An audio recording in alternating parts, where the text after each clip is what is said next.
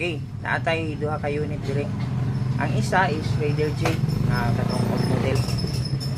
Ang issue ani is mag-ilis ta og clutch lining, then mag-ilis po ta og wire harness. Ug naabot tay isa pa ka unit sa gawas nga gahulat. Raider nga 150. Mga basic maintenance lang ang ipatrabaho sa akin. Okay, ato na ning sugdan.